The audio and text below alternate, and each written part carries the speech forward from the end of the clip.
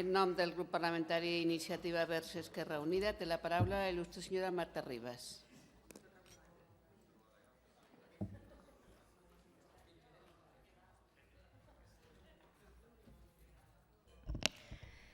Gràcies, presidenta. Tornem a debatre en aquest ple la llei d'igualtat, una llei més que necessària.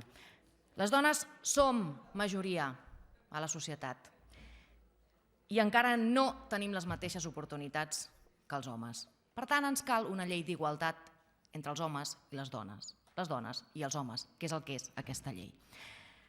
La taxa d'ocupació femenina, i vaig a posar dades algunes de les coses que ja han dit les portaveus que m'han precedit. La taxa d'ocupació femenina estava l'any passat encara 10 punts per sota de la masculina. Un quart de les dones que treballen ho fan a temps parcial. Això vol dir precarietat. No només per la situació actual, pels baixos salaris, sinó també pels drets a prestacions com les pensions en el futur, però també de promoció professional, però també de possibilitats d'autonomia personal i, per tant, vol dir precariat, vol dir perpetuar les desigualtats que existeixen a la nostra societat. Continua existint segregació per àmbits o sectors de treball. Es manté l'escletxa salarial. No creix perquè han baixat tots els salaris, però es manté l'escletxa salarial. Cobrem un 25% menys les dones que el que cobren els homes a Catalunya. Som majoria, els hi deia, però en canvi només som un 14% dels llocs directius a Espanya i a Catalunya. Només som un 14% de les acadèmiques. Només som un 14% de les alcaldesses. Per tant, els llocs de decisió, allà on realment s'està exercint el poder, continua sent aclaparadorament masculins. Tampoc són visibles com els homes. On són les dones a les tertúlies de les ràdios i televisions públiques? Ja no dic de les privades. On som les dones al Mobile World Congress? L'any passat, aquest any veurem les dades, però l'any passat només un 9% de les conferenciants eren dones. En canvi, un 90%, hi havia dones, un 90% de l'atenció dels estants i les hostesses eren dones. I són les dones, però on són les dones? Les dones estem patint pobresa. La pobresa té rostre de dona, fa temps que ho diem, i és cert, a Catalunya, a Espanya i a tot el món. La majoria de les persones pobres que pateixen pobresa són dones o nenes. Dones grans especialment, que tenen pensions més minses i famílies monoparentals, que el 90% són monomarentals, per tant, dones amb fills o amb persones amb dependència a càrrec. Si ens anem a parlar de les persones migrades, joves, discapacitades i dones, encara és molt pitjor. Ens afecta, com s'ha dit, a les esferes de la participació social i de la cura personal les desigualtats, però també aquesta desigualtat econòmica, la dependència econòmica d'altri, està fent que les condicions per denunciar les violències, les múltiples violències, cada vegada sigui més difícil. La més brutal de les violències, o les més brutals de les violències, la física o la sexual, el darrer any a Catalunya es van mostrar realment descarnades amb xifres. Per tant, tenim motius, tenim molts motius per sortir aquest 8 de març al carrer, per sortir cada dia al carrer i per reclamar una llei d'igualtat de dones i homes a Catalunya. Una llei dirigida a combatre totes les manifestacions encara subsistents de discriminació directa o indirecta, per raó de sexe. Una llei que doni un fort impuls per fer realitat la igualtat efectiva de dones i d'homes. Una llei que ha de permetre actuar per garantir tots els drets de les dones i, per tant, per beneficiar tota la societat, dones i homes. Perquè amb més igualtat hi ha més justícia social, i amb més igualtat hi ha més democràcia. De fet, sense igualtat no hi ha democràcia. Ara, a més, és més necessari que mai, també s'hi feia referència, no només per aquestes situacions de desigualtat que la crisi ha fet créixer, sinó també per unes polítiques públiques determinades que ens han empitjorat les condicions d'igualtat a la nostra societat. Polítiques socials amb retallades, increment de costos de la vida, privatitzacions i aprimament dels serveis públics. Tot això repercuteix directament en les condicions de vida, especialment de les dones. Les nostres esquenes, les de les dones, són les que segueixen carregant tot allò que l'Estat no fa. 3 de cada 4 ocupacions públiques destruïdes, públiques, de l'administració pública, eren ocupades per dones. La reforma dels ens locals i de les competències dels ens locals ataca especialment i els primers llocs on ataca, els serveis d'atenció a les dones i serveis socials. Els canvis ideològics en temes com l'educació, els primers llocs on ataquen, la coeducació, l'educació sexual, les dones.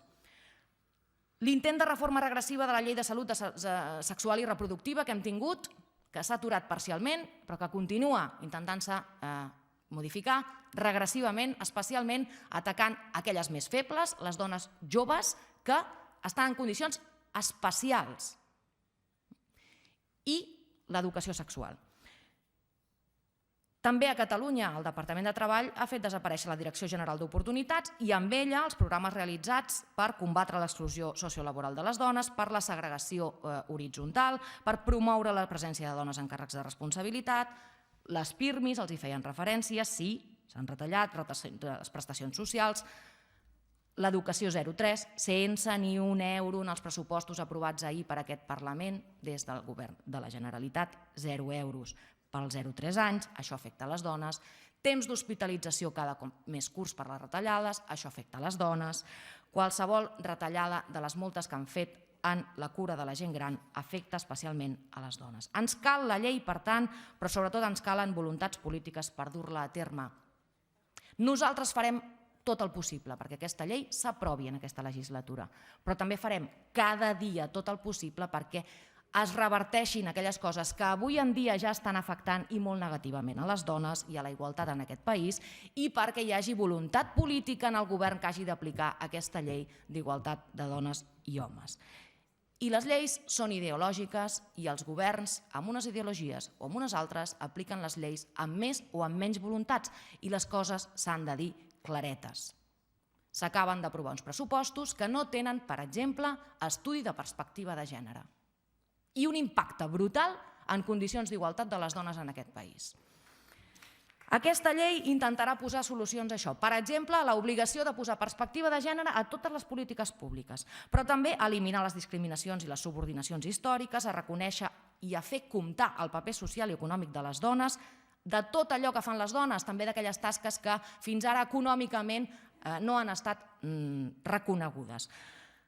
La redistribució del treball productiu i domèstic, el dret de les dones a una vida lliure de violència masclista i sí, el dret de les dones a decidir sobre el propi cos. Senyor Santamaría, miri, jo vull defensar també l'absolut dret dels homes a decidir sobre el seu propi cos. Si vol, fem una aliança i anem a demanar-li al seu govern que volem decidir sobre quan homes i dones volem morir dignament. Que volem decidir quan homes i dones volem medicar-nos d'una forma o d'una altra, o no estar sobremedicats. Decidim sobre el nostre propi cos. Ara, els embarassos resulta que encara els fem les dones. Parim les dones, senyor Santamaría. Per tant, sí, ens cal la llei. Ens cal la llei, ens calen pressupostos en perspectiva de gènere i ens calen ideologies en perspectiva de gènere. I també ens calen quotes, senyor Santamaría. Ens calen polítiques en perspectiva de gènere, polítiques que posin la persona al capdavant com s'està fent a Grècia, però sí, també ens calen quotes, perquè no passi com ha passat a Grècia, que hi hagi un govern sense ni una dona. També ens calen quotes perquè aquestes coses no passin. I polítiques feministes també en els governs. I això no només és amb les quotes, senyor Santamaría, no només és posant una dona al capdavant d'un partit, sinó impregnant de feminisme tota l'organització i la ideologia. Aquesta llei és del moviment feminista. Va sorgir amb el govern d'esquerres, amb un procés participatiu, amb més de 400 organitzacions i, per tant, és una llei de coautoria amb el moviment feminista. Lamentablement, va ser molt pactat i molt parlat en el seu moment, no ha pogut ser-ho ara, perquè el que hem fet de tramitació de la llei de moment en aquest Parlament ha estat una ponència conjunta per fondre la proposta que havíem entrat Iniciativa i Esquerra Unida i que havia entrat el PSC, que era aquella llei que s'havia fet amb 400 organitzacions de tot Catalunya, i la que havia fet Convergència i Unió, el Govern de la Generalitat i Esquerra Republicana. L'hem fos i ara intentarem tramitar-la amb la urgència. Lamentem que aquesta urgència segurament també limitarà aquesta possibilitat d'obrir de nou la llei per actualitzar-la, per fer-la millor, per fer aquella llei que necessitem a Catalunya. Iniciativa i Esquerra Unida ens comprometem, com a grup parlamentari, a, més enllà de la part que permet la tramitació formal en aquest Parlament, obrir la llei a tothom qui vulgui participar-hi des de les nostres possibilitats. Aquesta llei requereix d'actualització i, evidentment, requereix de participació, però sobretot requereix de ser aprovada dins d'aquesta legislatura. Per part nostra no serà.